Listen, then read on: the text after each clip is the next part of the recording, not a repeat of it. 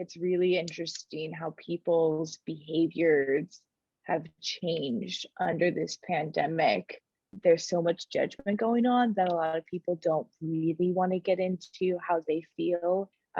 People kind of want to keep it hush hush, it seems. Yes, it definitely feels that way. And I don't know that I have seen another time in my life where people want to hide their opinions so much.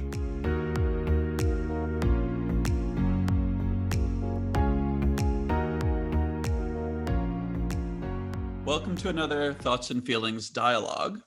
As a reminder, a dialogue is different from a conversation in that both participants take the other one's point of view into account. So, with that, we're going to talk about the subject of human behavior today, specifically whether people's personality traits are stable. Can people accurately predict their behavior?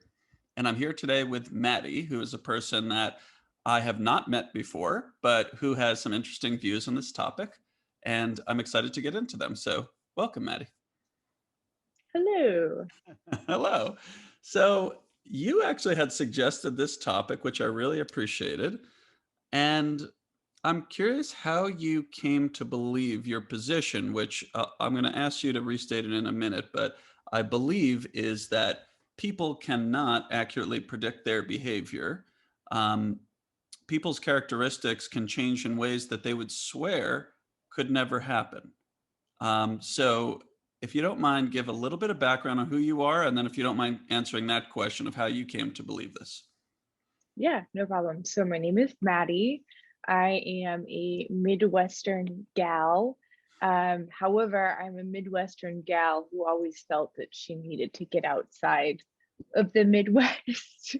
So I have done so. I did 4 different study abroad programs in college, and I'm in Chicago, which is my baby step to get further outside. Um, the way I came across this was in a more formal academic setting. However, then once I kind of had this like perspective shift, I started seeing it pop up in my life and my friends' lives over and over again, which is that we cannot predict our behavior, even though we think we have these stable characteristics about ourselves. We got to really consider context and situation and environment for how we're going to behave, as opposed to just us, like we're solid.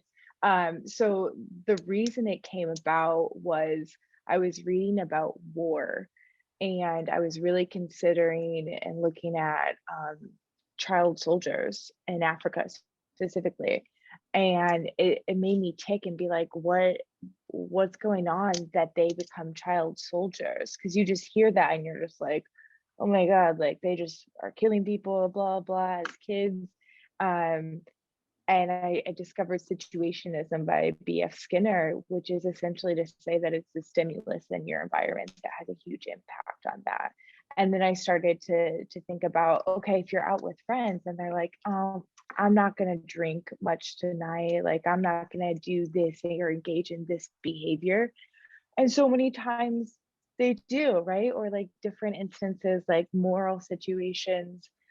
People would say, I would never sleep with a married man. I would never be the other woman or the other person.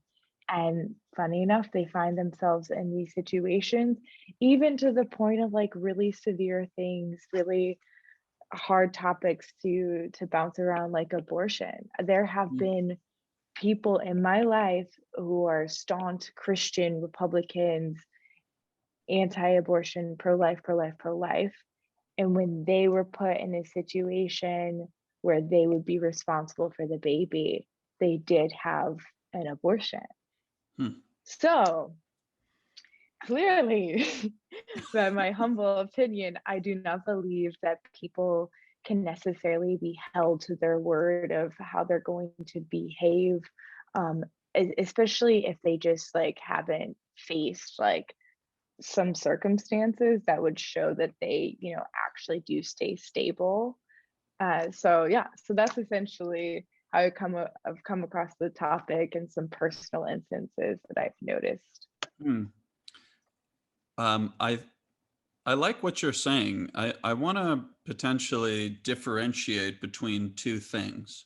The two things are knowing yourself very well and Mm, changing from what you know, and not knowing yourself well and doing what you would do if you knew yourself. It would not surprise you if you knew yourself.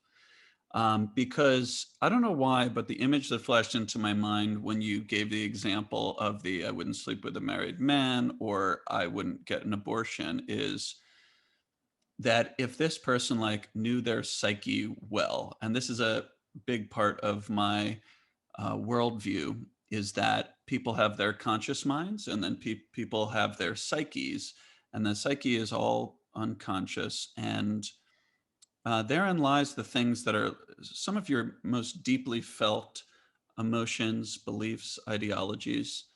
And mhm. if you took the time to understand the childhood events that had shaped the person that you are, then it might not surprise you that you would do things like that.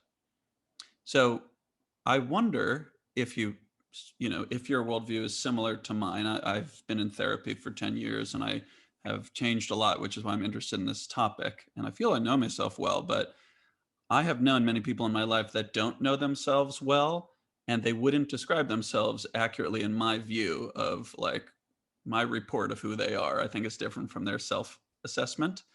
And Mhm. so they would surprise themselves, but it wouldn't be that surprising for like a therapist or someone that understood their background and some of their level of attachment and the problems that they had when they were kids with attachment. So anyway, I wonder if you make that differentiation when you think about this topic. Have not considered it or seen it in such a light. To me, that makes a lot of sense. I believe that there is the conscious level and the subconscious level of, knowing ourselves and being in tune with ourselves. And I also agree that basically in our domestication as humans and how we're raised and the events that we go through have a huge effect on our behaviors, Hmm. whether we recognize it or not. And truly through going to therapy and actually like getting the stuff out, we tend to get to know ourselves better, the good, the bad, the ugly. Hmm. um to me that makes a lot of sense, and if we can take the time to recognize that, then we have the chance to change our behaviors or to reconcile other ones. Yes. Um, but I would say, yeah, I mean, absolutely.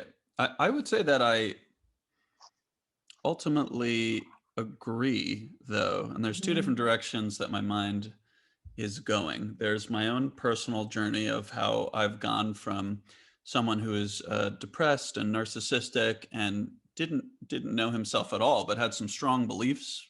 Um, like I felt that I was happy all the time. I would have reported as happy all the time. So if Mm. something happened to truly strike at the heart of the depression, then I was, fully in.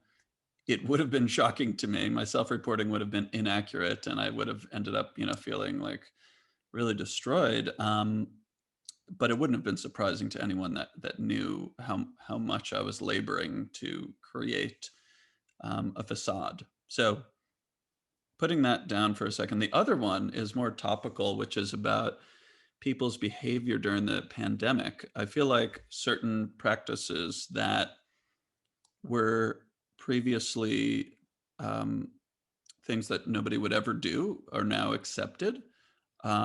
And that seems like an example of what you're saying. Do you agree? Yeah. Yeah, I think that shows through. I'm curious what kind of activities like you had in mind Mhm. of what things people are doing now that they may never have done before. Do you mean just like simply with things like wearing masks and like, I don't know, cooking at home for the first time for some people maybe? Yeah. Or what were you on about? Um, well, I feel like a few things have come out.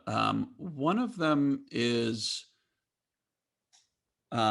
like parents that keep their kids home from school, and I feel like everybody should make their own decision, and I believe just everybody should consider their family safety and do what's right for them. But I think that there are many people that would say the most important thing to me is that kids, my kids can be in a healthy environment, whatever that is. And they would also, I guess I hear a lot of people expressing opinions that, schools should be closed because it's too dangerous for the teachers. Hmm. Um, and I feel like a lot of those people would not have said that a situation could come up where the kids are not in danger, and the teachers are not in direct provable danger, Hmm. and um, kids should be taken out of school for a year and all the damage that's done from that. That's one thing, and then another thing is masks, which were popular in Japan, have been popular in Japan, and every now and then you'll see somebody. It's always someone who's Asian. I've found wearing a mask before March 2020, and you'd be Hmm. like, "Oh, yeah." At least my reaction was like, "Oh, that's so." It's kind of surprising to see, and yet I'm so Hmm. happy they're being considerate that they're Yeah. sick and they don't want to spread their illness. Um, but I had never personally thought about it as something that something to wear all the time, including if you don't feel sick and stuff like that. And I live in an area where there's everybody believes in wearing masks, and I think if you don't, you're immediately um, seen as aggressive, like an aggressive rule breaker. Um, Hmm. Sometimes, if there's nobody around, I'll take off my mask to breathe. For instance, in my area, I live in Berkeley, and every now and then someone will pop from around the corner or something, and I can just see, not everybody, but some people will be like, oh my god, and I don't know what they're thinking, but I get the sense that they're appalled. um, Yeah. so that seems different. It's not, I obviously don't like the experience, but it feels like that person is probably like what normally a nice community member, Hmm. and would want community and saying hello and stuff like that. And it feels like they're doing something, or they're engaged in something that's really different from what they expected. But I don't know what your Yeah. experience is like, and I don't know what Chicago is like right now. But Yeah. So interestingly enough, I just moved to Chicago January 2nd, and I was living in St. Louis prior to that. mhm, St. Louis being in Missouri, while it is known as a more liberal, progressive city, at least when you're in the city, not really the suburbs or the county, mhm, um, people were mostly abiding by the masks, but there was definitely like polarization of opinions going on. And when I would be driving back in from the country, if I was at a friend's lake house, like I distinctly remember pulling up to a gas station, getting out, grabbing my mask to put it on. And as I look up, putting it on, I see absolutely nobody has a mask on. mhm, Nobody at all. This is in the summertime, full on pandemic. mhm. Um, and I actually felt like I would be more judged if I was wearing my mask Right. than if I kept it off. Mhm. So, I mean, really, like, it goes to show that even if I would have driven maybe like 30 minutes more closer to St. Louis, it would have been a completely different vibe going on. I'm Right. not sure exactly, but I would say probably. Um, yeah, I think it's really interesting how people's behaviors have changed under this pandemic. In a way, like I feel like some people are more silenced because it is such a hot topic, and it's about safety, and there's so much judgment going on that a lot of people don't really want to get into how they feel Mhm. about masks and precautions and now the vaccine. Mhm. People kind of want to keep it hush hush, it seems. Yes, it definitely feels that way. And I don't know that I have seen another time in my life where people want to hide their opinions so much. Hmm. Because I've known people that are very religious, and some are somewhat evangelistic. Others, Hmm. your choice is your choice, mine is mine, but there'll be the occasional just mention because it's who they are of, um, Jesus Christ, or being godly or something like that. And I kind of enjoy when people share something that's personal to them in that way. I prefer when they don't assume that I should feel the same way, because we all, come from such different places. And I love the spirit of kind of individual freedom that's been a part of the American fabric for so long. Hmm. Um, but I feel like these topics, even among like friends, are Hmm. often hidden. Not among all friends, but if you have someone that's Yes. like a medium close friend, you might hide this. You might be really scared you're going to upset somebody or offend them. So yeah, to me, the subject we're talking about is something that I've thought about the most now of all times, because I think the aspect of it that I probably think the most about is people deciding what others should do. Like, your kid shouldn't go to school, or you should wear a mask, Hmm. without looking at the individual situation or how the person feels, which I think is a strong thing to do to sort of exert control.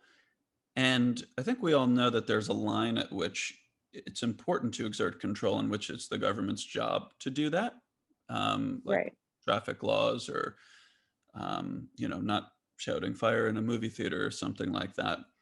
But that, to me, it feels like it is both the situations that I talked about before. Some people's behavior, I think, has changed because they've become very scared, which I understand completely.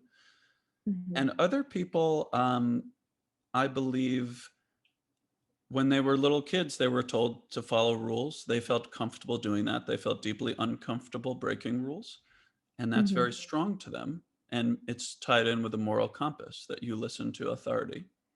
Hmm. And for some people, that is an ideological feeling that they have, that certain authorities, or any official authority, should be listened to.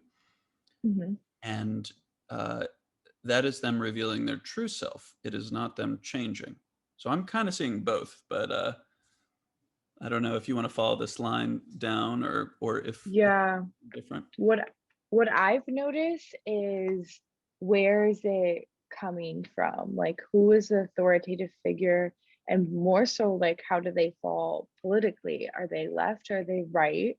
Hmm. Because it just seems like the left doesn't see any authority within what the right says, and vice versa.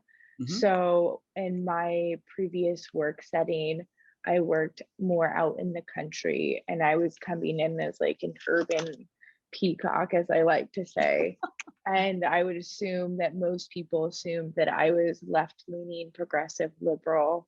Hmm. Um, and so it seemed in a way that they didn't take me super seriously, Hmm. and even took jabs at like my intelligence and my capabilities.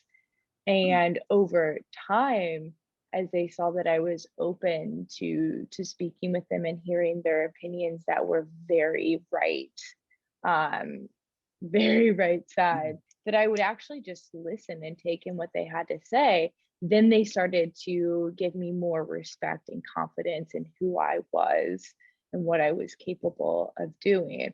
And I see it, which I do have mostly more left and progressive friends, the same thing as well, Hmm. where like they're just shut down by whatever somebody on the right has to say. It's just like they already have this like mental blocker on. And I have felt scared in my own right to kind of voice where I'm at with things, because going into this past election, I was really seriously considering who I was going to vote for. And I mean, my close friends and family were like, "You're voting for Biden, you're voting for Biden, you're voting for Biden, right? Right?" And it was, I didn't want to voice and be like, "Hey, I'm actually like really taking a step back and looking deeper." I because I kind of think that Trump is a despicable human who has said really gross things. At the Right. same time, I've come to recognize that there are certain things he did during his presidency which were good Mhm, for the American people and for people around the world. mhm, What happened with North Korea, like South Korea's chill and vibing, like that's a better situation going on. mhm, Even the Israel-Palestine situation, that's better. mhm, And then Trump even like started these programs to help specifically Black people grow businesses and to gain like um, more professionalism. mhm, And you don't hear a lot about these things, mhm, but they're real. And I don't think that you can just say, like, just disregard somebody because of some of their actions, or at least not give somebody the capability to be a complex, dynamic human being. So I can still hold disdain for Trump while also recognizing that he has done some good things, and then just step back and take that approach. But I was really afraid to actually voice this kind of stuff during that time. It really didn't feel like I had the space to do so. yeah, Um, and that's completely just like how it is in our society now with the cancel culture and like just being super hip on everything. But I mm, think it also shows once again that behaviors aren't stable, because if people are getting called out for things in the past, um we want to cancel people, but then there's also the other side of like, no, growth is possible.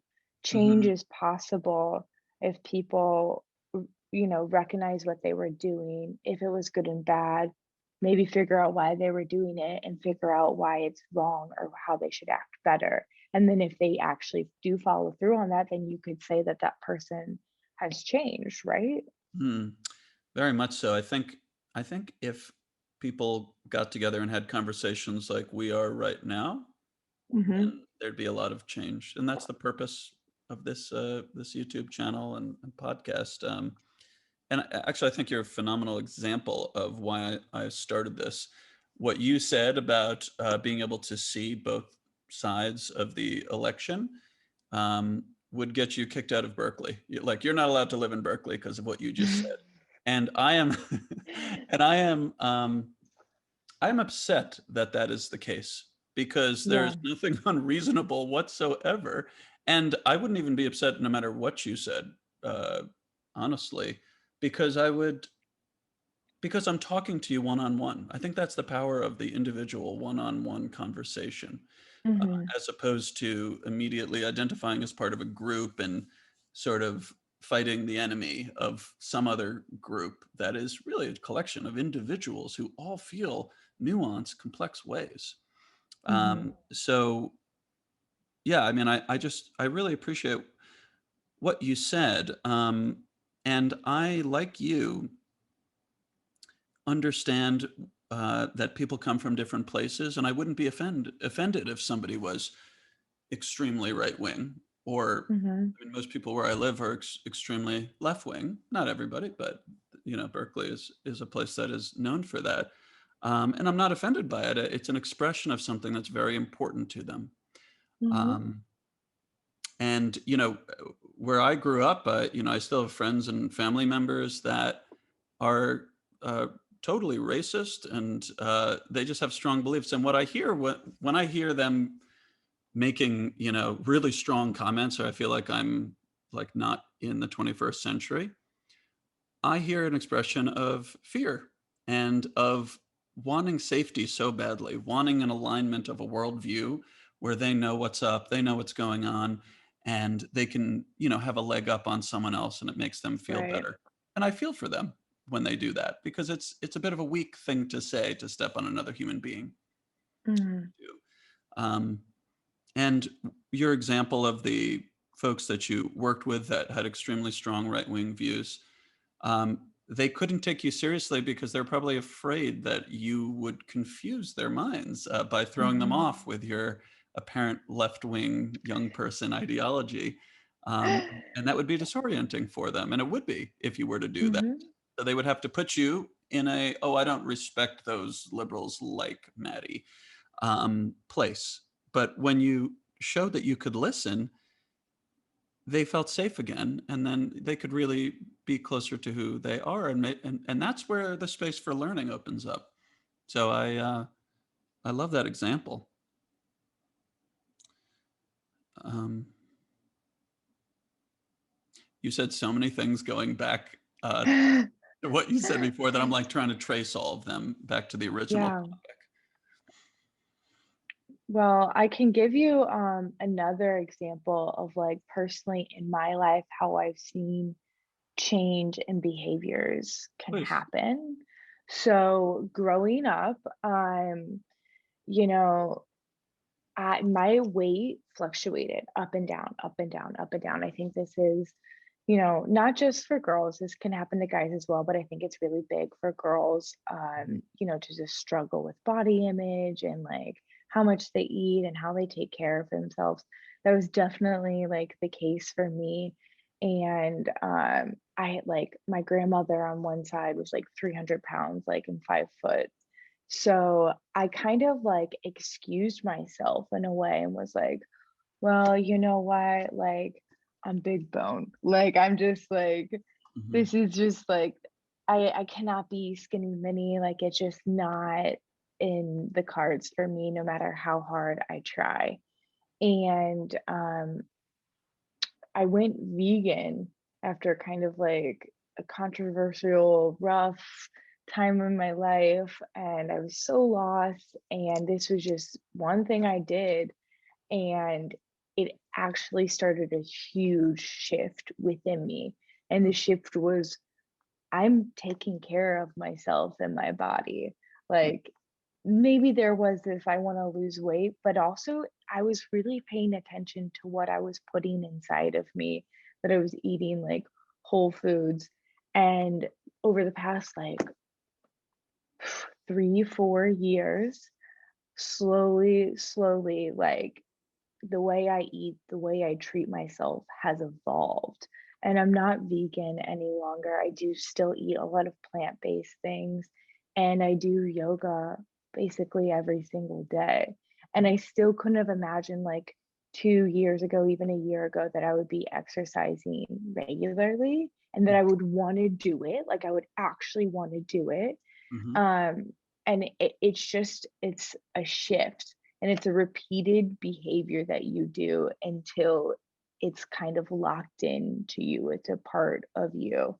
Mhm. Um, so for me, like that is a story of how I saw a shift in behavior in my life. And it honestly had so many ripple effects to the rest of my life, my mental and emotional stability as well. Once you start to care for yourself, it trickles to other parts of you, and I've seen that happen to me in my life.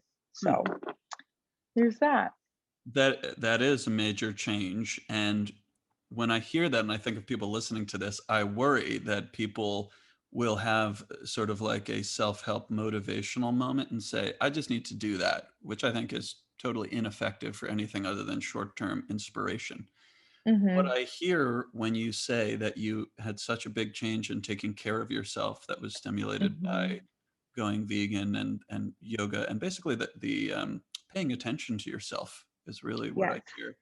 Um, I hear that something that is not being said that is much deeper went on, and I certainly don't know. I don't know if you know, but Hmm. something allowed you to make that change. Something gave you permission to pay attention to yourself. Yeah. Do you know Yeah. what that was? Was it conscious? Um, I had just broken up with my boyfriend Hmm. and I had followed him to the school that he was going to. And I finally came to terms with, oh my gosh, like I'm not into this guy. Like he doesn't have any passion in life. And I know that I want somebody that's passionate about something, that they're going after life.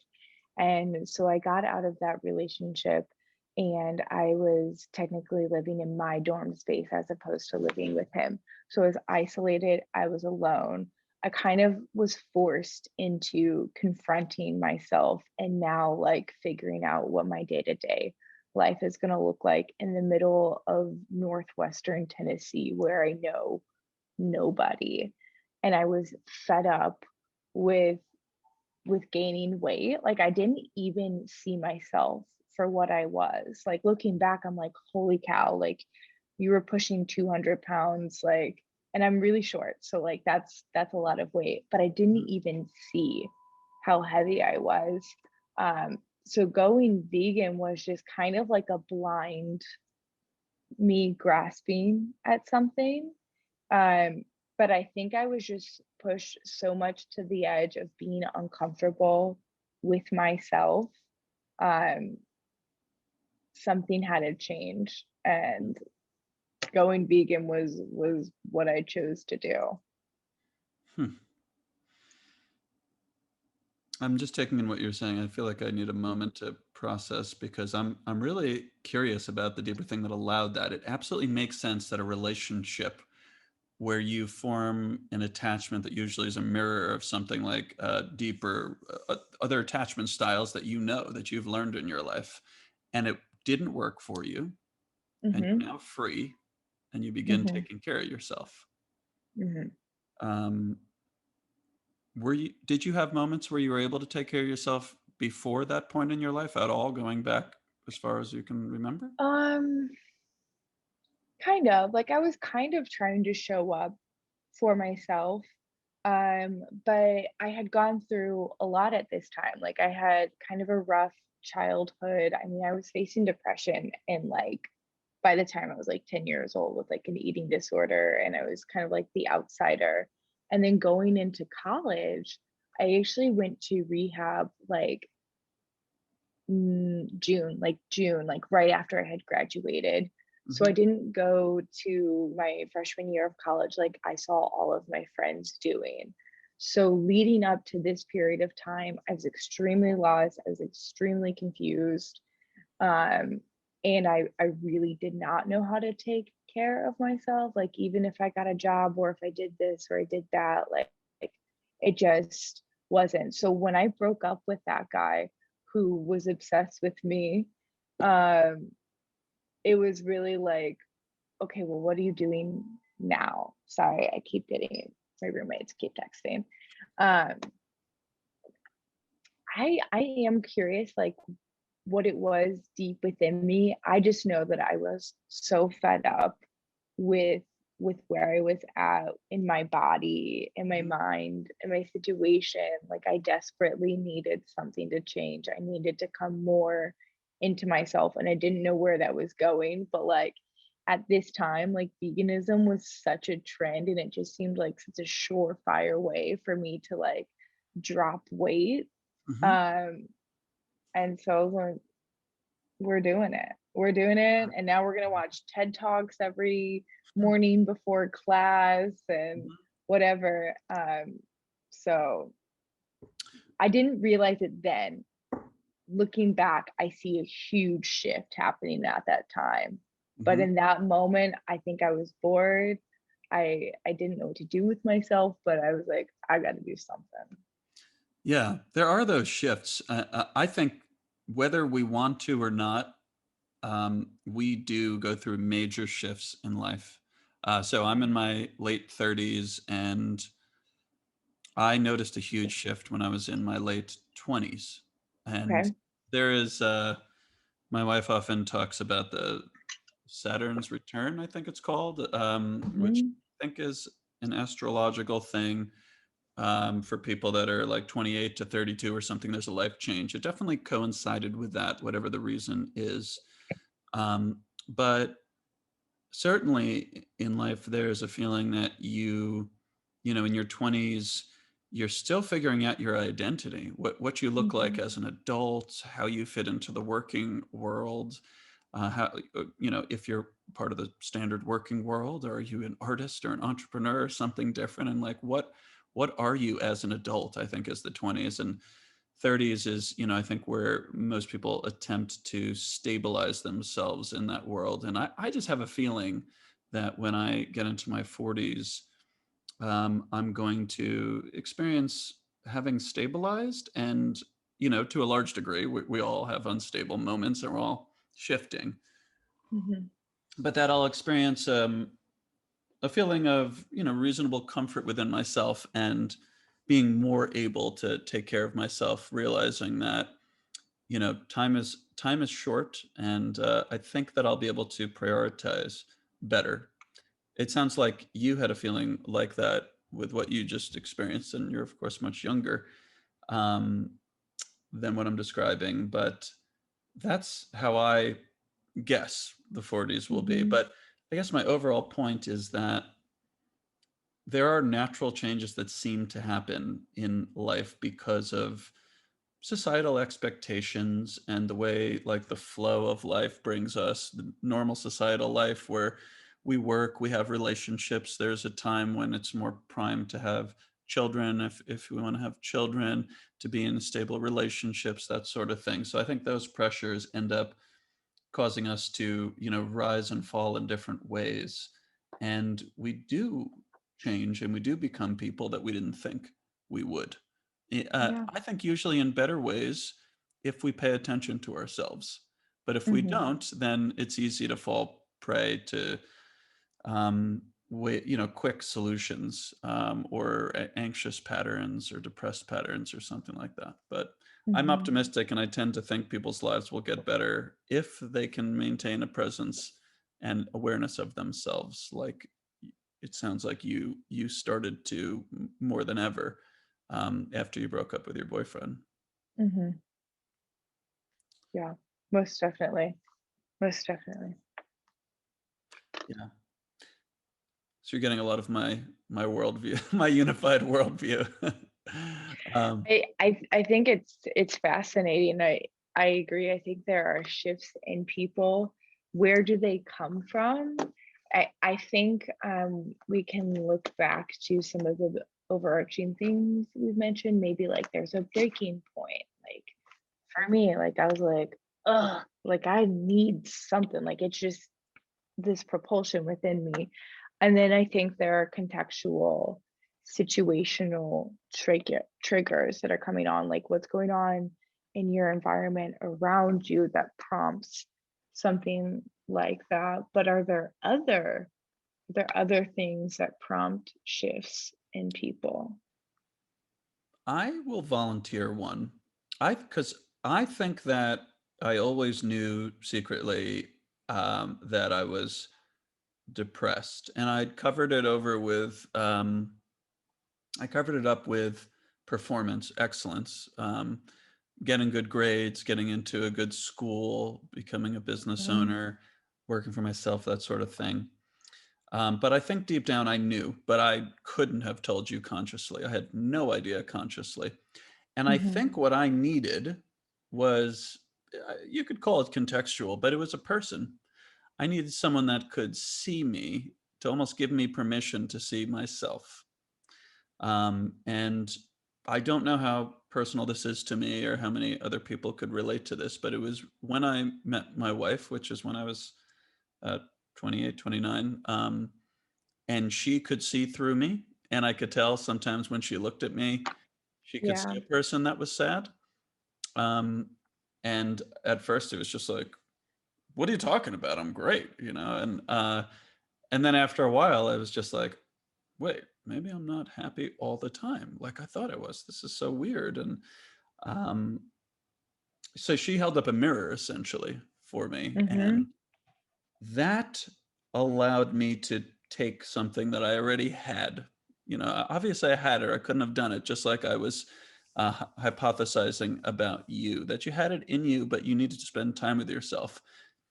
It's almost like for you, the situation was different. It was like getting rid of a person. Actually, like the relationship with yourself seemed to be what you needed to spend time on. And you had the mental tools to be able to do that. I think I needed a person right then and there to get myself out of this. Um, and you needed the time and space to look inward, and you were able to, which I think is a kind of strength. I don't know that I exhibited that strength, for instance. Um, so yeah, I would add that to the picture, that Yeah. for certain types of personalities, another person can really help you help yourself. Yes. I agree. I agree. And I think that's why we need to band together Hmm. and hear each other out, even if we have different ideas and different opinions, because we all have something to give to another person. And I think, especially if they are different than us, I think that's when you can really help the other person. One of my best friends, she is very loud and outspoken, and she doesn't like something that you do, she'll tell you. And for me, I like to keep things cool and calm. I care about the vibe of how things are going on. And so even if I'm like uncomfortable, I don't like something you did, it's really difficult for me to bring it up because it'll imbalance the vibes that are going on.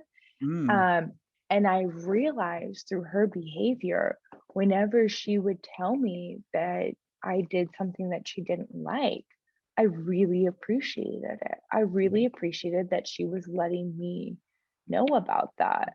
hmm, And it has given me the okay to do that myself because I see what it's like on the receiving end. And like it's not like sometimes it's not like, dang, it sucks that you're calling me out saying you don't like this behavior. And maybe sometimes I feel like that behavior is fine and justified. But overall, like just voicing like purely like how things resonate for us because you care about yourself, but also you care about the other person and the relationship you have together. um, that was huge for me, and I would like to think that I kind of showed her how to be more gentle and to let go of things, if it's not like super important to get across, because there's always like a spectrum of for everything, right? So hmm. sometimes you need to speak on it, other times it's not worth it to speak on it. Right. Yeah, choose your battles So sometimes. Yeah. exactly. I like that point. And I mostly throughout my life have been like you, where I don't like to cause the conflict in a relationship and say, this really bothers me, or I'd prefer if you don't do that. We all are going to Mhm. feel that way when you spend enough time with another human being. I think for me, I was afraid of being rejected or abandoned. I think I just had it in my subconscious mind that if I corrected somebody's behavior or just said I was uncomfortable, they would just not want to hang out Mhm. with me anymore. It would just be an Yeah. immediate rejection.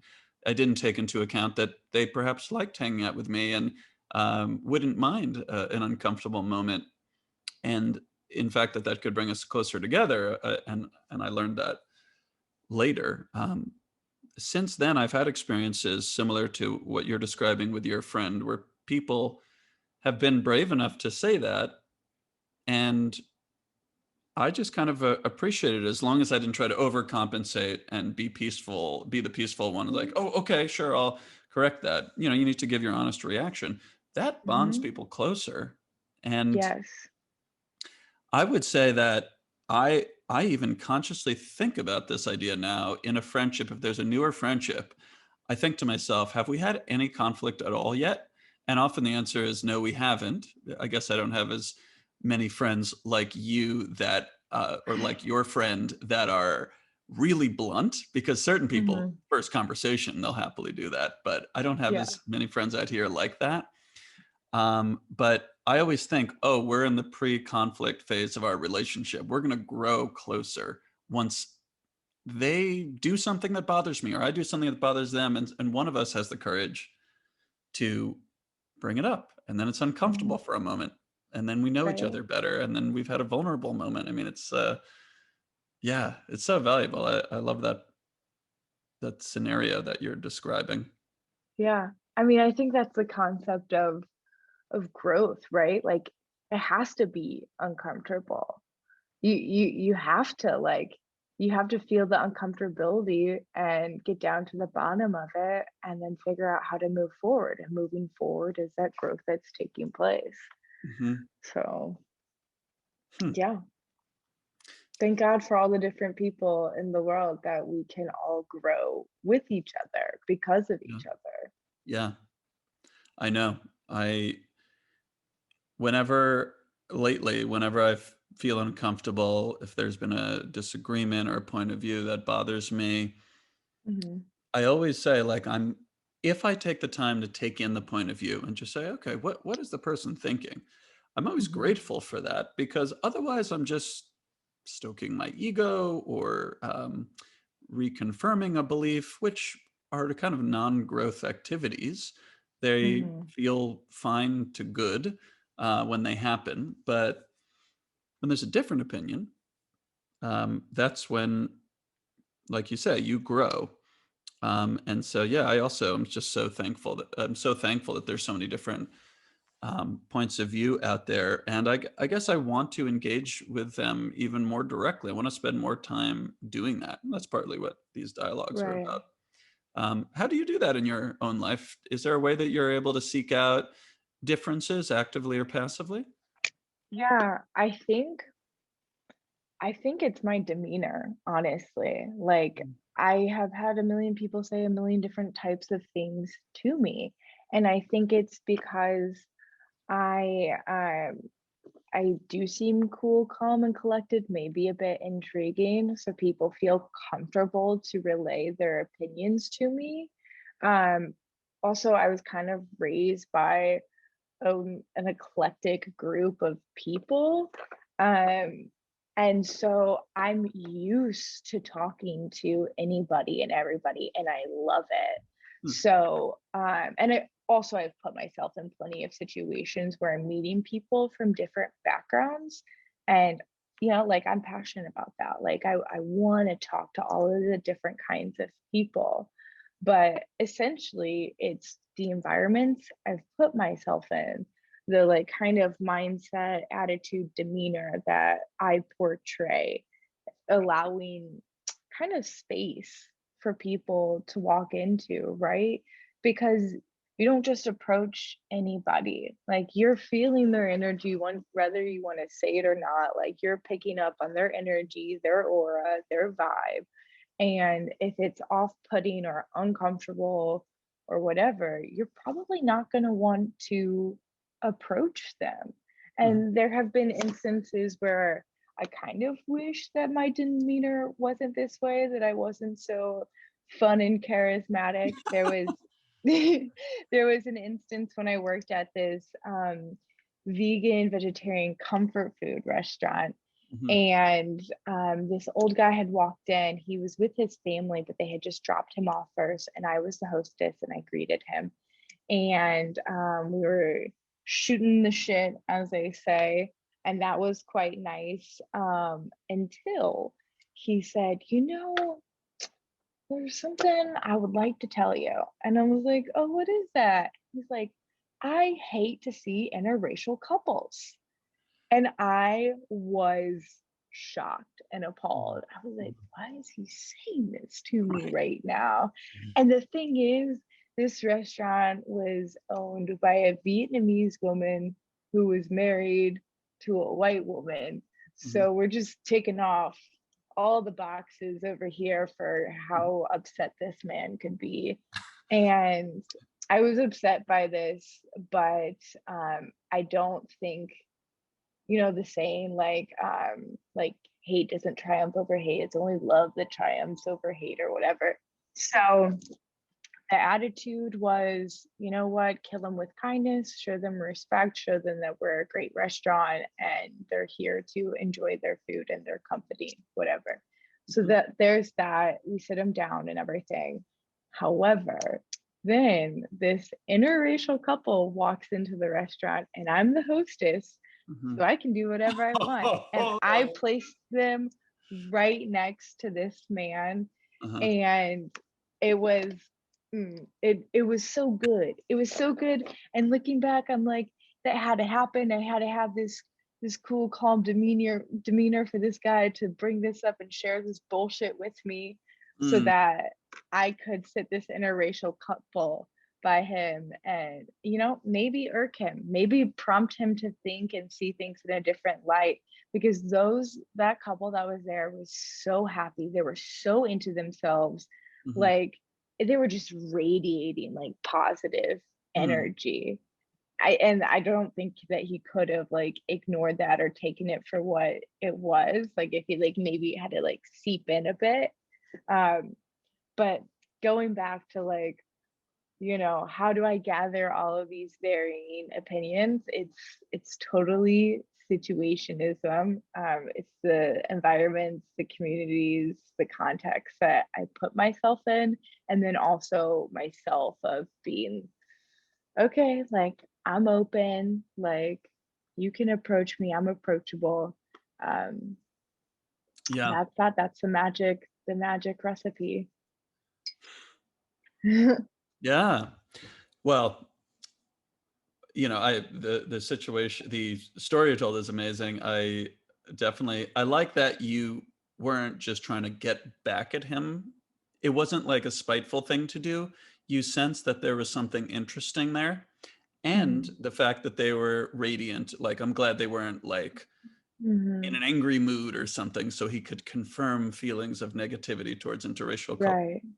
but that he could see an example and perhaps absorb the fact that these are human beings, that love each other, and there's something that isn't so strange or bad about that. Actually, it's quite wonderful.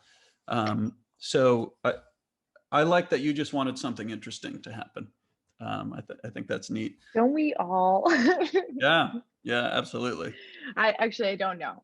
I always want interesting things to happen. I thrive off of intriguing things. The first time I went abroad, I went for like a little trip or whatever.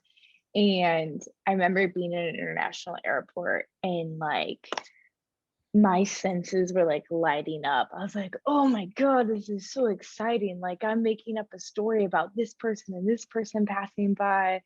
And I felt alive. And it's made me chase like wanting to travel and experience different cultures and people Hmm, um, for a while. Um, so I guess that kind of altered my behavior in a way as well. But hmm. yeah, I just get a thrill off of it. So, you know what this is making me think, and we're getting to the end of our dialogue, but a hard problem has come up in my mind, which Mm. is basically not you. You are you are what we need more of, in my opinion. People that are genuinely curious, that are Mhm, not so strongly dug into their opinions that they can't listen, mhm, um, and yeah, like the alchemy of different things happening, little bits of conflict or tension that people can grow from, and I certainly do what I can to add to that in the world. But the problem are people that, and I mostly attribute it to fear, they are having trouble growing and they need to constantly stay safe. yeah. I think about a concept from Esther Perel, the relationship psychologist, where she talks about safety being on one side of the spectrum and adventure on the other. And it can feel nice to be safe, but it's like very unsexy to stay that way. And I would say, in the same way as she would say that in a marriage, if you're too safe all the time, it's unsexy. Uh, Mhm. there's not enough intrigue or passion. It's the same thing in in a society. So in a more collective sense, that we need things to happen that are adventurous and different, that are risks that can fail, as long as we try to do them in a way that doesn't cause too much harm, and as long as we have discussion around it. So you Yes. are both wanting and causing interesting things to happen and talking about it. But what disturbs me about all this is, how do we get more people doing this? Yeah. I mean, I think the obvious answer is that we only have control over ourselves, right? So if I am being who I am, Hmm. kind of making some of these instances happen, Hmm. if everybody takes control of that, and their demeanor and the situations that they put themselves in and open themselves up to. That's all they can do, right? Because like, you've started this space to open up dialogue, but the true question is how do you pull in the people probably on the right side who aren't open to seeing that? That is the big struggle of how do we engage these people from opposing places. And that is super tricky, but I think it's in the subtleties of how you're relaying the message, and that maybe it's not super aggressive or polarizing, just that simply like somebody stating their opinion about something with their own experiences is beautiful. And what we want to do, just simply to understand people better, respect them better, appreciate them better.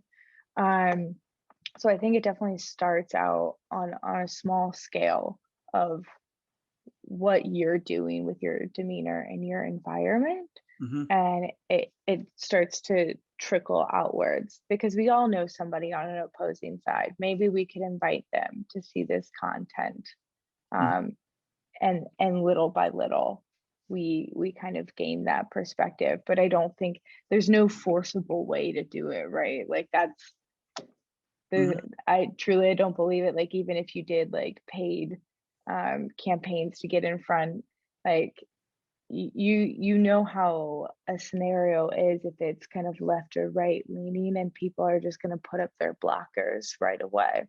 Yeah, yeah. So Very powerful I thing. yeah. The blockers, yeah. Yep. Yeah. Unfortunately. I like what you say. I don't think it's mostly on the right. That's the one thing I would disagree with. I think it's just any extreme feelings, and I feel like they're Oh yeah. places. Oh yeah. No, Um, no, no, that's what I mean, 100%. oh, oh, excuse me. Any extreme feelings, I feel like people have their blockers. They do, and I think what you just said reminded me of something, which is, and it relates back to something else you said. You said something that's like a common phrase that you use love, not hate. It's more powerful. I don't think Mhm. that that's true because it's like morally correct. I actually think it's psychologically, like almost scientifically true.